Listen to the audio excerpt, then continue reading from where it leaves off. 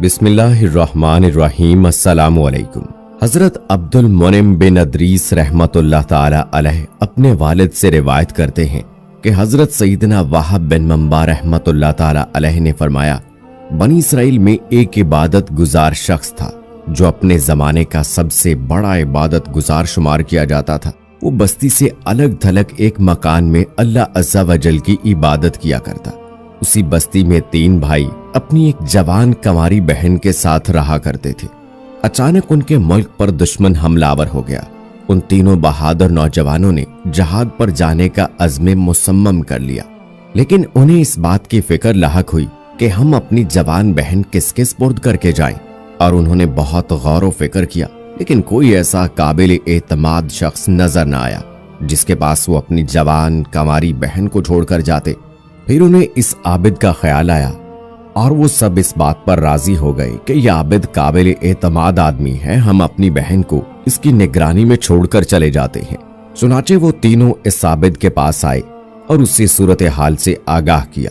عابد نے صاف انکار کرتے ہوئے کہا، میں یہ ذمہ داری ہرگز قبول نہیں کروں گا، لیکن وہ تینوں بھائی اس کی منت سماجت کرتے رہے۔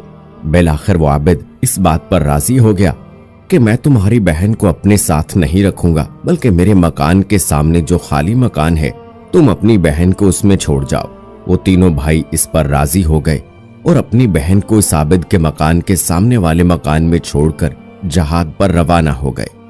وہ عابد روزانہ اپنی عبادت خانے سے نیچے اترتا اور دروازے پر کھانا رکھ دیتا، پھر اپنے عبادت خانے کا دروازہ بند کر کے اوپر اپنے عبادت خانے میں چلا جاتا، پھر لڑکی کو آواز دیتا کہ کھانا لے جاؤ۔ لڑکی وہاں سے کھانا لے کر چلی جاتی۔ اسی طرح کافی عرصے تک عابد اور اس لڑکی کا آمنا سامنا نہ ہوا۔ وقت گزرتا رہا۔ ایک مرتبہ شیطان مردود نے اس عابد کے دل میں یہ وسوسہ ڈالا کہ وہ بیچاری اکیلی لڑکی ہے، روزانہ یہاں کھانا لینے آتی ہے، اگر کسی دن اس پر کسی مرد کی نظر پڑ گئی اور وہ اس کے عشق میں گرفتار ہو گیا تو یہ کتنی بری بات ہے۔ کم از کم اتنا تو کر کہ دن کے وقت تو اس لڑکی کے دروازے پر کھانا رکھ آیا کر تاکہ اسے باہر نہ نکلنا پڑے۔ اس طرح تجھے زیادہ اجر بھی ملے گا اور وہ لڑکی غیر مردوں کے شر سے بھی محفوظ رہے گی۔ اس عابد کے دل میں یہ وسوسہ گھر کر گیا اور وہ شیطان کے جال میں پھنس گیا۔ چنانچہ وہ روزانہ دن میں لڑکی کے مکان پر جاتا اور کھانا دے کر واپس آ جاتا، لیکن اس سے گفتگو نہ کرتا۔ پھر کچھ عرصے بعد شیطان نے اسے ترغیب دلائی کہ تیرے لیے نیکی کمانے کا کتنا عظیم موقع ہے کہ تو کھانا اس کے گھر میں پہنچا دیا کر تاکہ اس لڑکی کو پریشانی نہ ہو، اس طرح تجھے اس کے خدمت کا ثواب زیادہ ملے گا۔ چنانچہ اس عابد نے اب گھر میں جا کر کھانا دینا شروع کر دیا۔ کچھ عرصہ اسی طرح معاملہ چلتا رہا۔ شیطان نے اسے پھر مشورہ دیا کہ دیکھ، وہ لڑکی کتنے دنوں سے اکیلی اس مکان میں رہ رہی ہے، اسے تنہائی میں وحشت ہوتی ہوگی، اگر تو اس سے کچھ دیر بات کر لے اور اس کے پاس تھوڑی بہت دیر بیٹھ جائے تو اس کی وحشت ختم ہو جائے گی اور اس طرح تجھے بہت اجر و ثواب ملے گا۔ عابد پھر شیطان لعین کے چکر میں پھنس گیا اور اس نے اب لڑکی کے پاس بیٹھنا اور اس سے بات چیت کرنا شروع کر دی۔ پہلے پہل تو اس طرح ہوا کہ وہ عابد اپنے عبادت خانے سے بات کرتا اور لڑکی اپنے مکان سے، پھر وہ دونوں دروازوں پر آ کر گفتگو کرنے لگے۔ پھر شیطان کے اکسانے پر وہ عابد اس لڑکی کے مکان میں جا کر اس کے پاس بیٹھتا اور باتیں کرتا۔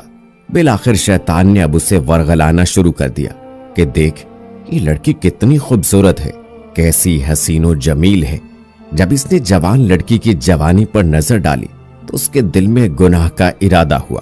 ایک دن اس نے لڑکی سے بہت زیادہ قربت اختیار کی اور اس کی ران پر ہاتھ رکھا، پھر اس سے بوس و کنار کیا۔ بالآخر اس بدبخت عابد نے شیطان کے بہکاوے میں آ کر اس لڑکی سے زنا کیا، جس کے نتیجے میں لڑکی حاملہ ہو گئی اور اس حمل سے ایک بچہ پیدا ہوا۔ پھر شیطان مردود نے اس عابد کے پاس آ کر کہا، دیکھ، تیری حرکت کی وجہ سے یہ سب کچھ ہوا ہے، تیرا کیا خیال ہے کہ جب اس لڑکی کے بھائی آئیں گے اور وہ اپنی بہن کو اس حالت میں دیکھیں گے تو تجھے کتنی رسوائی ہوگی اور وہ تیرے ساتھ کیا معاملہ کریں گے؟ تیری بہتری اسی میں ہے کہ تو اس بچے کو مار ڈال تاکہ انہیں اس واقعے کی خبر ہی نہ ہو اور تو رسوائی سے بچ جائے۔ چنانچہ اس بدبخت نے بچے کو ذبح کر ڈالا اور ایک جگہ دفن کر دیا۔ اب وہ مطمئن ہو گیا کہ لڑکی اپنی رسوائی کے خوف سے اپنے بھائیوں کو اس واقعے کی خبر نہ دے گی، لیکن شیطان ملعون دوبارہ اس عابد کے پاس آیا اور کہا، اے جاہل انسان، کیا تو نے یہ گمان کر لیا کہ یہ لڑکی اپنے بھائیوں کو کچھ نہیں بتائے گی؟ یہ تیری بھول ہے، یہ ضرور تیری حرکتوں کے بارے میں اپنے بھائیوں کو آگاہ کرے گی اور تجھے ذلت و رسوائی کا سامنا کرنا پڑے گا۔ تیری بہتری اسی میں ہے کہ تو اس لڑکی کو بھی قتل کر کے دفن کر دے تاکہ معاملہ ہی ختم ہو جائے۔ عابد نے شیطان کے مشورے پر عمل کیا اور لڑکی کو قتل کر کے اسے بھی بچے کے ساتھ ہی دفن کر دیا، اور عابد دوبارہ مصروف عبادت ہو گیا۔ وقت گزرتا رہا۔ جب اس لڑکی کے بھائی جہاد سے واپس آئے تو انہوں نے اس مکان میں اپنی بہن کو نہ پا کر عابد سے پوچھا تو اس نے بڑے مخموم انداز میں روتے ہوئے جواب دیا، تمہارے جانے کے بعد تمہاری بہن کا انتقال ہو گیا اور یہ اس کی قبر ہے، وہ بہت نیک لڑکی تھی۔ اتنا کہنے کے بعد وہ عابد رونے لگا اور اس کے بھائی بھی قبر کے پاس رونے لگے۔ کافی دن وہ اسی مکان میں اپنی بہن کی قبر کے پاس رہے، پھر اپنے گھروں کو لوٹ گئے اور انہیں اس عابد کی باتوں پر یقین آ گیا۔ ایک رات جب وہ تینوں بھائی اپنے اپنے بستروں پر آرام کے لیے لیٹے اور ان کی آنکھ لگ گئی تو شیطان ان تینوں کے خواب میں آیا اور سب سے بڑے بھائی سے سوال کیا، تمہاری بہن کہاں ہے؟ اس نے کہا، وہ تو مر چکی ہے اور فلاں جگہ اس کی قبر ہے۔ شیطان نے کہا، اس عابد نے تم سے جھوٹ بولا ہے، اس نے تمہاری بہن کے ساتھ زنا کیا اور اس سے بچہ پیدا ہوا، پھر اس نے رسوائی کے خوف سے تمہاری بہن اور اس بچے کو مار ڈالا اور ان دونوں کو ایک ساتھ دفن کر دیا۔ اگر تمہیں یقین نہیں آئے تو تم وہ جگہ کھود کر دیکھ لو۔ اس طرح اس نے تینوں بھائیوں کو خواب میں آ کر ان کی بہن کے متعلق بتایا۔ جب صبح سب کی آنکھ کھلی تو سب حیران ہو کر ایک دوسرے سے کہنے لگے، رات تو ہم نے عجیب و غریب خواب دیکھا ہے۔ پھر سب نے اپنا اپنا خواب بیان کیا۔ بڑا بھائی کہنے لگا، یہ محض ایک جھوٹا خواب ہے، اس کی کوئی حقیقت نہیں، لہٰذا اسے ذہن سے نکال دو۔ چھوٹے بھائی نے کہا، میں اس کی ضرور تحقیق کروں گا اور ضرور اس جگہ کو کھود کر دیکھوں گا۔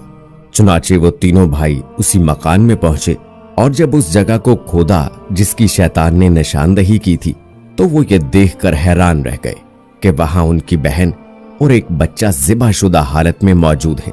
چنانچہ وہ اس بدبخت عابد کے پاس پہنچے اور اس سے پوچھا، سچ سچ بتا، تو نے ہماری بہن کے ساتھ کیا کیا ہے؟ عابد نے جب ان کا غصہ دیکھا تو اپنے گناہ کا اعتراف کر لیا اور سب کچھ بتا دیا۔ چنانچہ وہ تینوں بھائی اسے پکڑ کر بادشاہ کے دربار میں لے گئے۔ بادشاہ نے ساری بات سن کر اسے پھانسی کا حکم دے دیا۔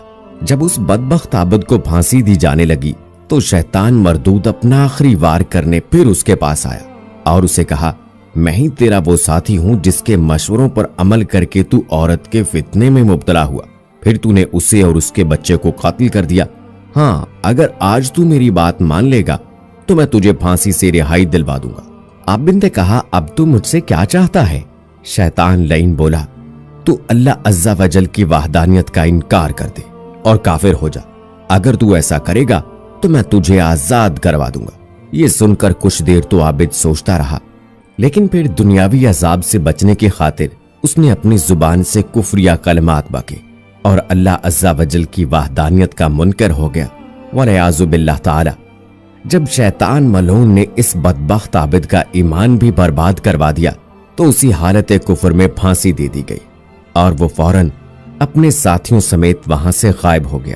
شیطان کی شیطانیت کے بارے میں قرآن کریم بیان فرماتا ہے، شیطان کی کہاوت جب اس نے آدمی سے کہا کفر کر، پھر جب اس نے کفر کر لیا بولا میں تجھ سے الگ ہوں، میں اللہ سے ڈرتا ہوں جو سارے جہان کا رب ہے۔